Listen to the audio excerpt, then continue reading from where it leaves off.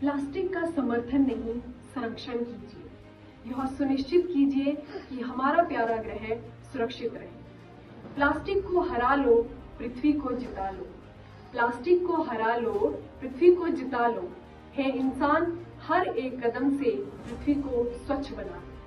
नमस्कार, मैं सृष्टि शर्मा, राजकीय महाविद्यालय सीमा की राष्ट्रीय सेवा योजना इकाई की स्वयं सेविका आप सभी के सामने एक गंभीर विषय को लेकर उपस्थित हुई हूँ। जी हाँ, मैं बात कर रही हूँ प्लास्टिक। प्लास्टिक सुनने में तो एक छोटा सा शब्द है, पर अगर वर्तमान में इसकी बात करें तो यह पूरी दुनिया के लिए घातक सिद्ध हो रहा है। इस समस्या को ध्यान में रखते हुए एनएसएस यूनिट सीमा द्वारा प्लास्टिक हटाओ धरती बचाओ एक कैंपेन चलाया जा रहा है, जिसमें कि वीडियो, स्लोगन, पोस्टर और ग्राउंड लेवल की गतिविधियों द्वारा लोगों को जागरूक किया जाएगा। पृथ्वी को स्वच्छ बनाने के लिए एक छोटी सी पहल शुरू की जा रही है। आप भी इसमें अपना सहयोग दें और इस कैंपेन को सफल बनाने का प्रयास करें, क्योंकि हर साल दुनिया में करीब 350 मिलियन मीट्रिक टन प्लास्टिक का उत्पादन किया जाता है।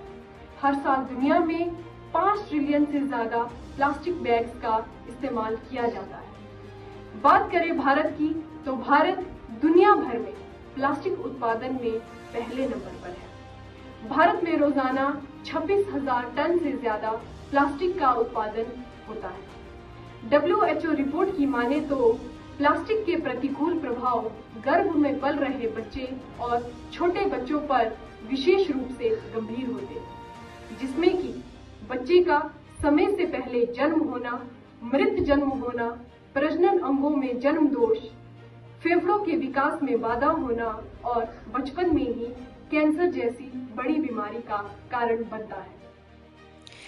आज मनुष्य अपनी सुविधा के लिए प्लास्टिक को प्राथमिकता देता है।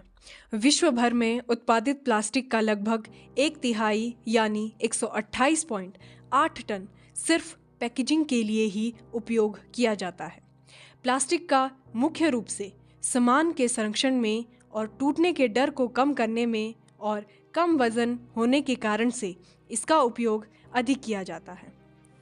किंतु इंसान अपनी सहूलियत के चक्कर में यह भूल गया है कि वह ऐसे पदार्थ का इस्तेमाल कर रहे हैं जो कभी ख़त्म नहीं हो सकता, क्योंकि प्लास्टिक ऐसे कई सारे छोटे छोटे रासायनिक पदार्थों के यूनिट से मिलकर बनता है, जो कि मिट्टी के नीचे दबाने के बाद भी कई हजारों साल होने तक गलने या सड़ने का नाम नहीं लेता, जिसकी वजह से अब जगह जगह पर प्लास्टिक के बड़े बड़े पहाड़ बन गए हैं, जो कि भूमि को प्रदूषित तो कर ही रहे हैं, साथ ही साथ बेचारे बेजुबान पशुओं की जान भी ले रहे हैं।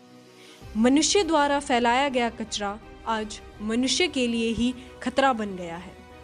प्लास्टिक को जल में फेंकने से यह जल में इकट्ठा होकर जलीय जीवों तथा मनुष्य के जीवन के लिए खतरा बनता जा रहा है। यदि हम प्लास्टिक को जला भी दें तो इससे कई ऐसी हानिकारक विषैली गैसें निकलकर वायु को बुरी तरह से प्रभावित कर देगी।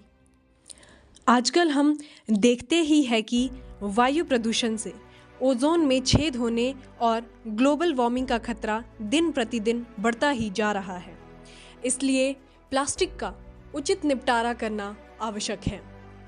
इसका उदाहरण आप देख सकते हैं राजकीय महाविद्यालय सीमा में, जहां पर राष्ट्रीय सेवा योजना इकाई के स्वयं सेवियों द्वारा प्लास्टिक को कुछ इस तरह से व्यवस्थित किया गया है।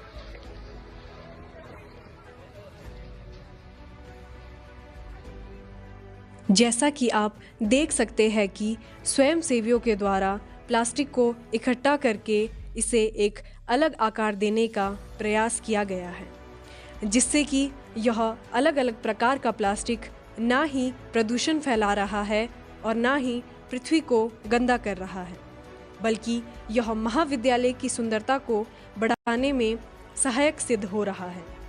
जिस तरह से एनएसएस इकाई सीमा के स्वयंसेवियों द्वारा अपनी पृथ्वी को बचाने के लिए एक अभियान चलाया गया है, अगर आप और देश का हर एक नागरिक इस अभियान का हिस्सा बने और अपना पूर्ण सहयोग दे तो वह दिन दूर नहीं जब पूरी पृथ्वी पर स्वच्छता का परचम लहराएगा।